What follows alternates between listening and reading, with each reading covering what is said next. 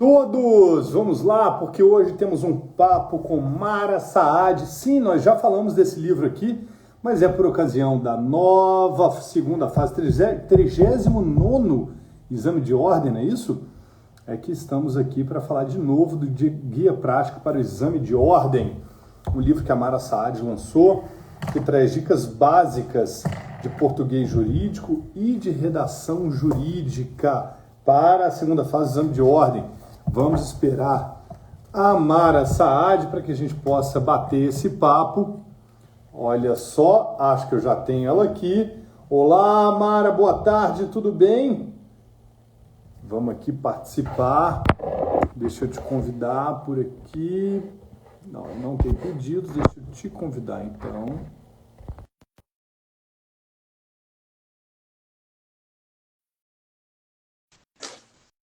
Mara, veja se você recebe meu convite. Vamos bater um papo aqui sobre a segunda fase do exame de ordem. Olá, Mara! Tudo bem? É enorme te reencontrar virtualmente. Obrigado, o prazer é meu. Estamos aqui de volta. Que coisa boa. Mara, fase importante para aqueles que estão fazendo o exame de ordem. Sim, amanhã sai o resultado definitivo, né? O gabarito definitivo. Então, essa é a hora, né? É hora de pegar firme. Tão bem colocados numa live, né? Exatamente, está o dia certo, viu? Bom, rapidinho, para quem não conhece a Mara, para quem está chegando agora, para quem nos vê ao vivo, ou em reprise, ou pelo Spotify, ou na Amazon, ou na Martins Fontes, enfim. Mara Saad, eu não vou ler inteiro, senão acaba os 20 minutos, viu, Mara? Sim. Mara Saad, formada em Letras pela Universidade de Brasília, UNB, em Direito pela UNICEUB, com especialização em Direito Processual Civil pelo ICAT, Instituto de Coordenação e Assistência Técnica do Centro Universitário do Distrito Federal, hoje conhecido como UDF. É servidora pública aposentada do cargo de analista judiciário do Tribunal de Justiça do Distrito Federal e de Territórios TJDFT, onde exerceu durante 25 anos assessoria de magistrado, elaborando e revisando minutas de sentenças. É autora dos livros para concurso TJDF em Esquemas, e em sua terceira edição, e STF em Esquemas, ambos detidos ao ensino dos regimentos internos e legislação correlatos a respectivos tribunais. Desde 2009, aí continua. Então, assim, capacidade, gabarito para falar com esse universo jurídico, Mara Saad tem de sobra. Agora, Mara, Obrigada. Por que surgiu a ideia de fazer um livro voltado para a segunda fase do exame de ordem? Então, Léo, é o seguinte, eu digo que o repertório do professor é o aluno. Não tem nada melhor do que o aluno para ser o repertório do professor. Verdade. Então, como que surgiu a ideia desse livro aqui? Por meio de perguntas que vinham no fórum, de dúvidas, né, do curso que eu ministrava e nas redes sociais. Então, as dúvidas dos alunos são o repertório do livro. É isso que eles precisam. Olha, aqui está o que você precisa. Né? Por quê? Porque o aluno da segunda fase, ele estuda com professores específicos da matéria jurídica e fica de lado um pouco o português jurídico e a redação jurídica, que é cobrada lá no edital, a gente percebe na leitura do edital que é cobrada essa parte. Então, está aqui o que não há no mercado. Aqui. Quer dizer, agora temos. Agora tem. Mas você está dizendo aqui, alheio ou em paralelo à escolha que o candidato faz na segunda fase, seja ela penal, civil, empresarial, constitucional, administrativo, trabalho, enfim. Alheio a isso, nós temos um complemento geral, que é justamente esse material que vai ensinar as pessoas as dicas básicas de português jurídico e redação jurídica que serão avaliados em todas as provas. Então, o que se espera de um bom candidato ao exercício da advocacia é que domine o vernáculo, que saiba escrever corretamente em português e, muito mais do que isso, saiba se comunicar. Não raras vezes temos candidatos que escrevem uma coisa pensando em dizer outra, né, Sara? Sim.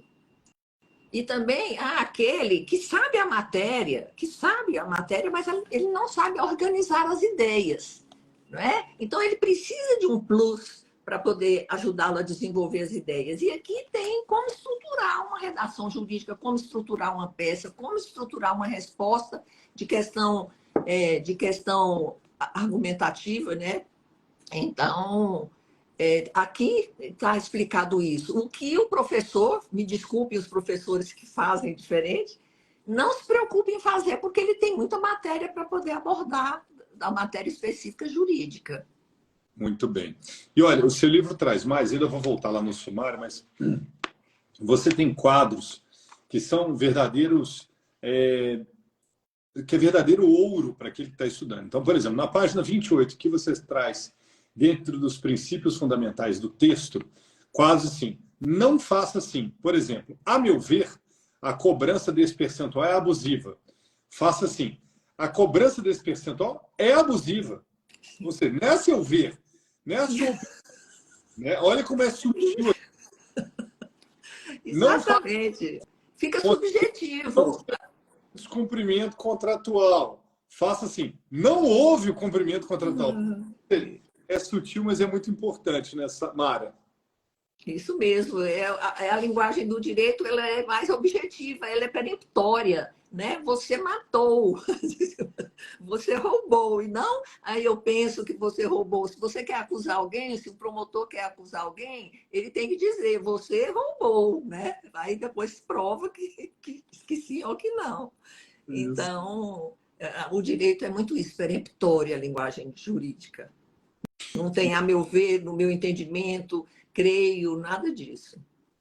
E aí você vai além, né? Ali ainda a gente ainda estava com uma visão de interpretação, de conhecimento da língua, né? Mas, por exemplo, na página 95, quando você fala assim das petições em geral, você traz um quadro que eu faço questão de mostrar e demonstrar a utilidade do material. O quadro traz mais ou menos assim: direito civil, como desvendar a peça. Então, se você assim, se deparar, por exemplo, posse de área urbana, como se fosse própria, de até 250 metros, por 5 anos, isso é o que peça que é isso? Uso campeão especial urbano. Se o texto trouxer acórdão proferido por tribunal de segunda instância, matéria infraconstitucional, recurso especial para a STJ. Se há pretensão de pagar e recusa em receber, gente, o que pode ser isso hoje em dia? Sempre. Consignação em pagamento.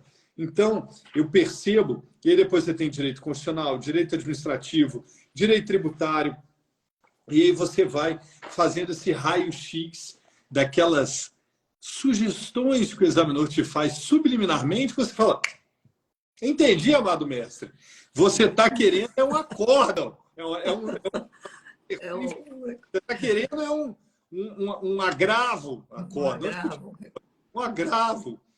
Então, você traz essas sugestões, não é, Mara? E isso para todas as disciplinas, não é? Direito civil, penal, trabalhista, constitucional, administrativo, tributário e empresarial, que é o terror, né? Olha, mas quem é que escolhe direito empresarial?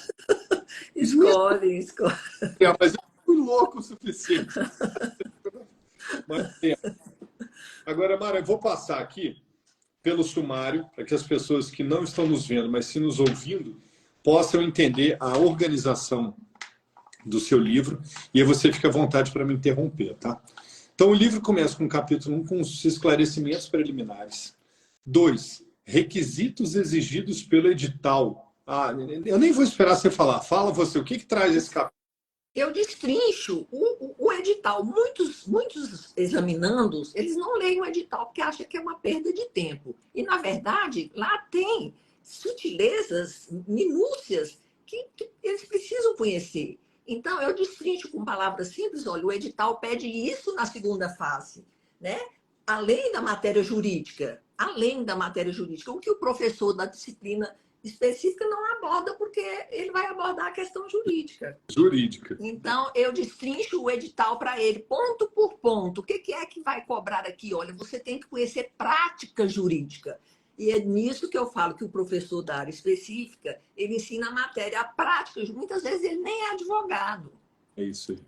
Entende? Então, é por aí. Das possíveis penalidades, é o seu capítulo 3º. Aí você traz anulação de prova, desconto. E para tomar cuidado. Ótimo. Então você dá um caminho das pedras ali para que o candidato por ali venha por aqui, não é isso? Porque ele pode, né, por um descuido, minguar a nota dele, vai minguando, minguando, e depois faz toda a diferença no final. E olha, se pode existir um desperdício numa prova de segunda fase da OAB, é o candidato não se empenhar e ser o mais claro possível, a usar todo o tempo dele para aprimorar a peça, né? Eu acho que é essencial, né, Mara? Aí você traz o quarto capítulo, preparação para a prova. Depois você tem o dia da prova. Sim. O texto da petição jurídica, aspectos formais. Fala um pouquinho desse capítulo para a gente, Mara. Sim. Aí, o que eu fiz nesse capítulo específico? Eu fiz uma abordagem geral, genérica, que serve para qualquer tipo de peça. Certo? Quem fizer uma peça de civil vai saber fazer, quem souber de penal vai fazer, trabalhista e etc. Porque a formalidade, os elementos de uma petição se repetem em todas. Então, se ele souber fazer um tipo, ele vai saber fazer todos. Então, aqui que eu abordo isso. É a conduta, é o caminhar da inicial, e como que se faz desde o primeiro elemento do endereçamento, depois da qualificação das partes. Por que tem que ter um espaçamento entre o endereçamento e o cabeçalho? O que não se deve fazer na prova, porque perde linhas, né? Por que a qualificação é daquela forma? Por que se pula linhas ali? Por que é caixa alta o nome da peça? Por que liminar deve vir no final, etc. Então, eu explico tudo formalmente, do que interessa a redação jurídica. Ótimo. Então, ainda que você seja um asa, um expert, quase um ministro do STF em direito civil ou penal, por exemplo, se você não souber traduzir todo o seu conhecimento à luz do que o examinador do exame de ordem quer ver de você, filhão, você não vai tomar posse. Minha amiga, abaixa a sua crista jurídica e aprenda a fazer a peça que o exame de ordem quer. Isso, você não vai ter sua carteirinha, não vai levar a sua carteirinha. Não vai. Agora, uma coisa importante. Diga. Uma coisa importante, Léo, que eu gostaria de falar agora, porque tem muita coisa para falar e não dá para falar tudo, é que este livro não serve só para quem vai fazer o exame de ordem. Aquele aluno que começou a trabalhar no escritório jurídico, que está começando a desenvolver peças, que ainda não pode nem sequer fazer o exame porque não está na época certa. Ele é ouro. Vale ouro. Porque vai ensinar a ele a fazer a peça do início ao fim. Então, todos os elementos e ainda ajudar na redação jurídica. Clareza, concisão, coesão, correção gramatical. Todos os elementos de um bom texto. Você falou um negócio, isso me lembra. Lá, sei lá, 20 anos, quando eu fazia concurso público ainda, eu fui ao Distrito Federal para fazer o procurador do Distrito Federal, cargo jurídico. E, Mara, se eu tivesse um livro como o seu em mãos, a história seria outra. Eu estaria fazendo a live de Brasília hoje. Porque é justamente isso. Me faltava o conhecimento prático, não teórico, mas o prático, por nunca ter advogado. E com o livro a gente teria logrado esse êxito. Boa dica, gostei.